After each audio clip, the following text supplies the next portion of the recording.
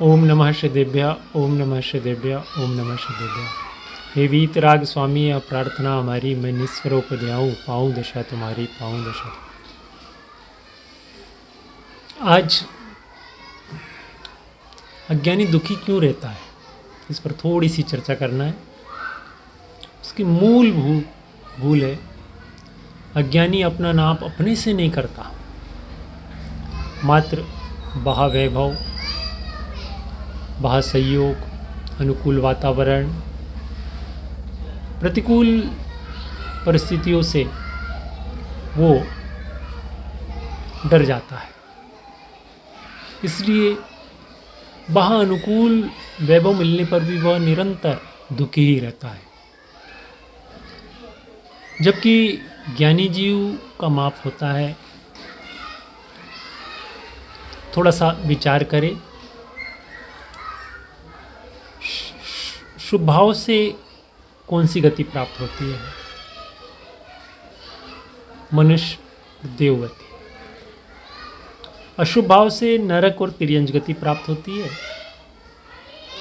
और शुद्ध भाव से संवर निद्रा प्राप्त होती है। जब ये तीन बातों की हमें खबर होंगी, तब हम धर्म का सही स्वरूप समझ पाएंगे। आज हमारी मूल भूल है जो शुभ करते करते धर्म हो जाएगा, या धर्म करने से हमारा रोग नहीं आएंगे, रोग जो हुआ है वो मिट जाएगा, दुकानदारी अच्छी चल जाएगी, आदि अनेक जो अनुकूलता है वे सब मिल जाएगी। हमने धर्म जो तीन शुभ, अशुभ और शुद्ध, तीनों की एंट्री गलत की, इसलिए अभी तक के धर्म प्रकट नहीं हुआ। धर्म तो वस्तु का स्वभाव है। थोड़ा विचार करें, यदि धर्म से हमारे रोग नहीं होंगे, शरीर अच्छा होगा, दुकानदारी चलेंगी अच्छी, वो तो शुद्ध भाव रूप परिणति है, संवर निजरा रूप परिणति है। और जबकि पुण्य प्रकृति से हमारा शरीर स्वस्थ रहेगा, हमें रोग नहीं होंगे, हमारी बाह्य अनुकूलता मिलेंगी, ये सब पुण्य प्रकृति का कार्य है। हम उसको धर्म के खाते में जोड़ रहे हैं। धर्म से तो हमें मोक्ष की प्राप्ति होगी, और पुण्य से ये बाहरी संयोग, देवगति, मनुष्य गति आदि मिलेंगी। सोचो जरा। और पाप से निंद गति मिलेंगी। जब हमारी एंट्री ही गलत हो रही है, हम रास्ता ही गलत चुन रहे हैं, तो हम गंतव्य तक के कैसे पहुंचेंगे? सोचो जरा, विचारो। ऐसे अनेक ज्ञानी हुए जो निरंतर सतत धर्म करते रहे,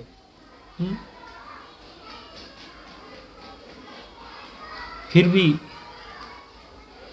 कितने वर्षों तक के कोढ़ रहा, रोग रहा। इतना धर्म करते थे, पार्श्वनाथ को उपसर्ग आया, अपनी आत्मा में लीन थे ना, इतना धर्म कर रहे थे तो उपसर्ग तो नहीं आना था ना। वो पूर्व की पुण्य पाप की प्रकृति अलग है और धर्म अलग है। हमने धर्म से ये नहीं होगा, धर्म से हमारे कर्म कटते हैं, जबकि पुण्य से कर्म को काटना चाहा, ये सबसे बड़ी भूल है। पुण्य से कर्म को काट रहे हैं तो कर्म और बढ़ रहे हैं, और पुण्य करे, इंद्रिय मिली, विषय मिले, प्रतिकूल संयोग मिले, संयोग में हम तन्मय हुए, और उसे अच्छा माने, फिर वो सहयोग दोबारा मिलेंगे। अनंत भाव से ये श्रृंखला चक्र की माफिक चल रही है। यानी जिनागम में तो पुण्य पाप को एक समान कहा है। दोनों के क्षय से, दोनों के नाश होने से शुद्ध भाव प्रकट होता है। सोचो जरा। पुण्यम समग्रहम एक मना जुहोमी, पूजा में बोलते ना, निरंतर पूजा करते हैं क्या भावना से कि हे प्रभु मैं तुम्हारे जैसा बन जाऊं। ये नहीं कि मेरे शांति विधान कर रहा हूँ तो मेरा परिवार अच्छा चले, मेरी दुकान अच्छी चले, मेरे विवाह कर रहा हूँ तो उस उपलक्ष्य में अच्छा, सब अच्छा अच्छा हो, शुभ हो, मंगल कार्य हो।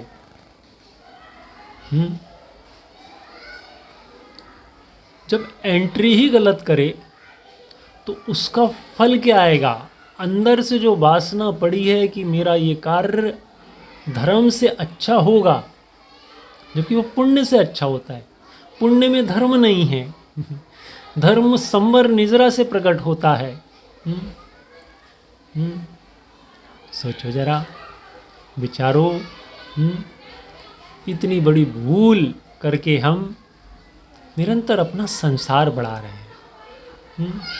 सोचो जरा, विचारो, कोई अकाउंटेंसी का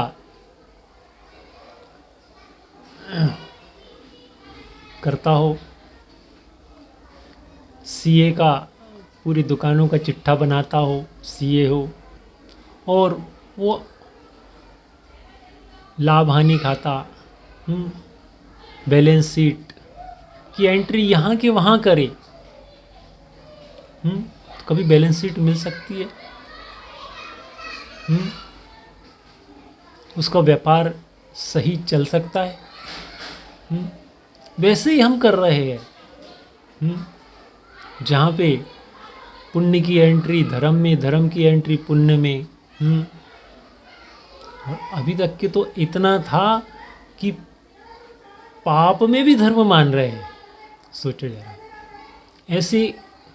ऐसे कार्य जिसमें अनेक हिंसा हो रही है,